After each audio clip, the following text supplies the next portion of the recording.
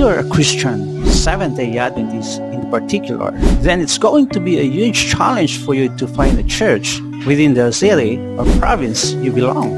For there is only one church in the whole northern part of Vietnam. In this video, I'll talk about going to the near home church with the officially 2 old couple members.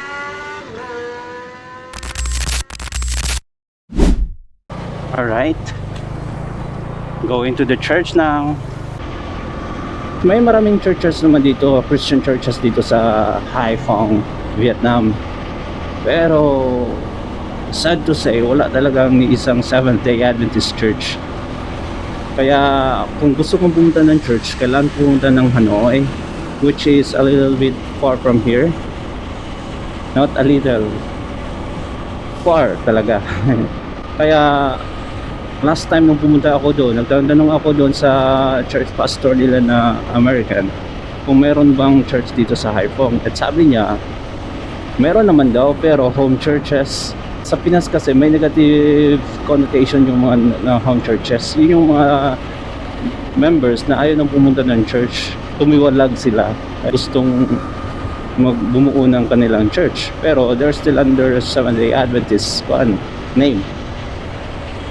Kaya sabi niya, wala naman daw. Iba yung reason dito is wala talaga yung church.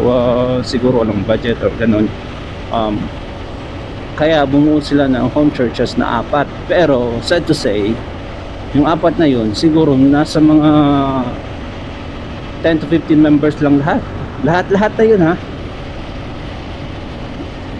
Nakakalungkot isipin, di ba? And a very challenging thing for me is they speak Vietnamese. They use Vietnamese Bible and everything. But anyway, we have all the tools, right? We have all the tools from online. And then naman natin i-translate as long as makapunta tayo ng church. Ang daming mga 2,000, 1,000 bill VND na nasa daan. Oh, ang dadami. Kuan na yan sa Pinas 2 pesos, 4 pesos. Kasi pag 1,000 bill dito, 1 peso yan sa Pinas at 2 pesos. Ang dami sa daan. What? Ang galante nila dito, no? Kakaiba. Dito ko napagtanto na yung bill na papel at saka yung coin may magkaibang value. Mas ma-preserve yung mga coins compare sa mga bills na papel. Pag mahulog yung 1,000 bill nila dito, wala nang pupulog dyan. Good as na lang siya, anong tawag yan, trash. Pag sa Pinas yan, di yan pwede. 2 pesos na yan. Anyway guys, this is my first official vlog in the country of Vietnam, representing from the Philippines. Ang vlogger na wala bang nararating sa buhay, pati sa pag-vlog. What the... Alright, sa mga Seventh-day Adventist natin dyan sa Pinas, happy Sabbath to all. Yun, 1,000 bill. Few days ago, sinimulan ko yung mga test drive ko, test videos ko ng GoPro. Ang nangyari, while I was recording, unang araw yun, unang araw, naabol ako ng pulis. Sabi niya, bakit daw ako nag-U-turn, pero hindi ko naintindihan kung ano talaga yung country, yung kamay niya parang gumagawa ko ng ganun. So parang U-turn. Nag-U-turn talaga ako. Paano kasi? Nag-U-turn ako dahil may nakita kong checkpoint doon sa around 500 meters away from me. May nag-checkpoint. Bago ka dito sa Vietnam, ang pinaka ayaw mong mangyari sa buhay mo is mapahinto ng mga pulis. Something like that. Minsan kasi hinihinto nila kahit walang di ba, violations. Tinatanong nila kung may ka, driver's license, especially when you're foreigners. Much as possible, ina-avoid ko yung mga ganun scenario. Pero ang nangyari kasi is, nag-U-turn ako kasi, pero late na. In one way. The GoPro was on the time.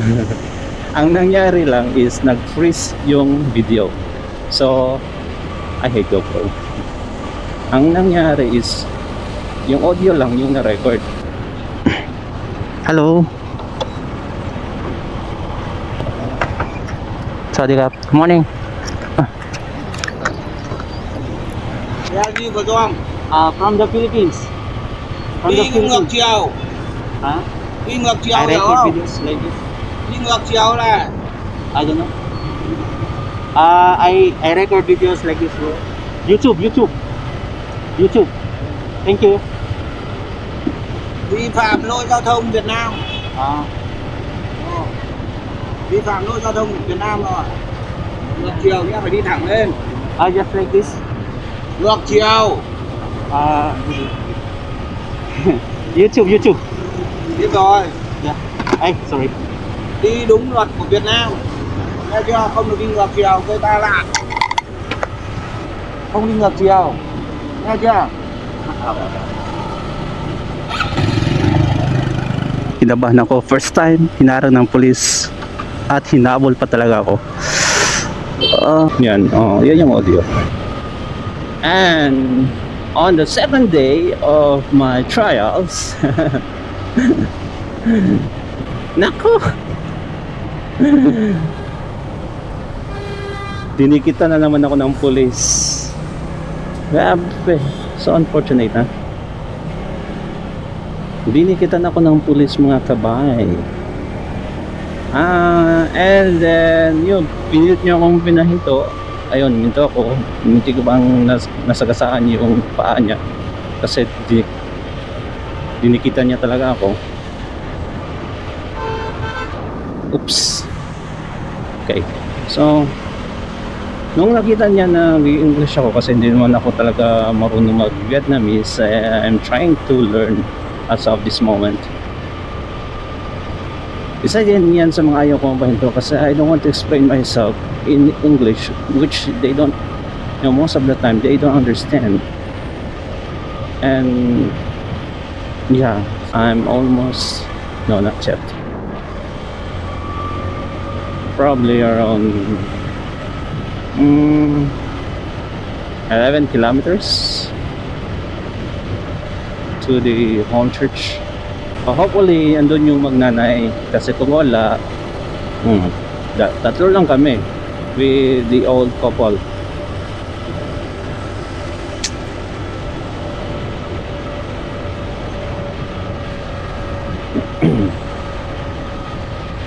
We are officially Haiphong Center. Pam pam pam pam. We are approaching the within Haiphong.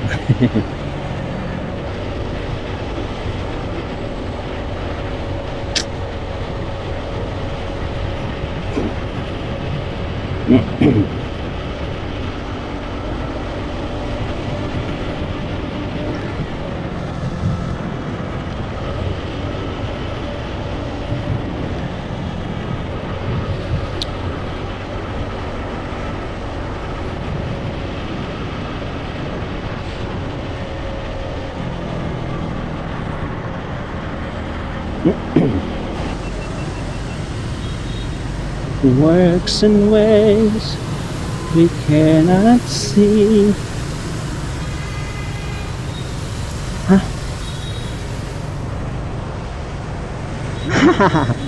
Namali ako. I have to U-turn. Oh my. Nalampas ako. Ay, mag-U-turn na naman ako.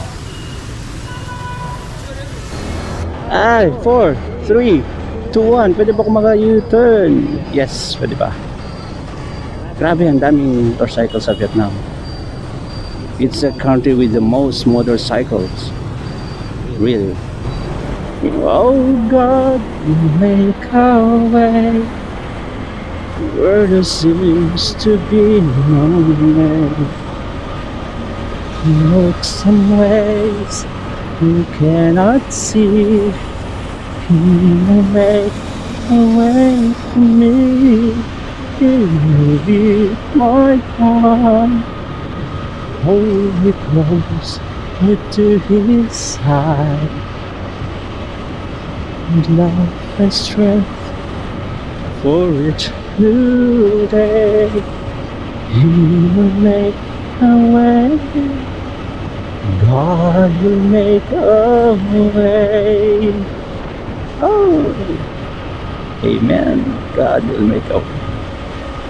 Ay, parang dito ata yun. Alrighty. Okay, I'm here. Definitely here. Okay, I'm here. Dito na yung bahay ng ito na yung church natin. Hello, happy Sabbath. Ciao. Hello, happy Sabbath. Chán và trên tay cho thấy con người bị thuyết phục về mặt trí tuệ, họ có sự lựa chọn riêng và bảo toàn cái mạng sống của họ. Vì vậy những cái điều này hiểu rằng của Chúa, đúng không ạ? Vậy thì bản thân chúng ta sẽ đặt ra câu hỏi rằng mình sẽ tôn thờ ai trong cái thời gian này. Những ngày cuối cùng cuộc chiến xung đột về nhà thờ là những cái điều quan trọng. Kính lạy Chúa yêu dấu toàn năng của chúng con. Ngài là vô vinh hiển, Ngài là đấng dựng lên trời sông núi biển và các suối nước. Yan pa tayo ni Mother. Thank you. Thank you so much, man. Thank you so much. Come on, come on. All right. Back to reality. Yes. Look at those flags. Those are communist flag led by Ho Chi Minh after World War II. No, before World War II.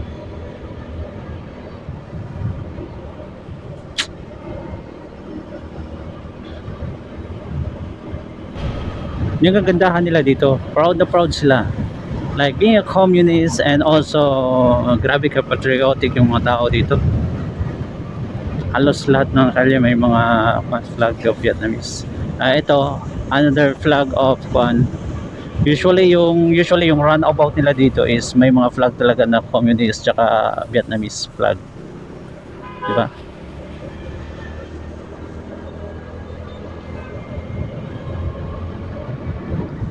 Hey, it was a nice Sabbath day today.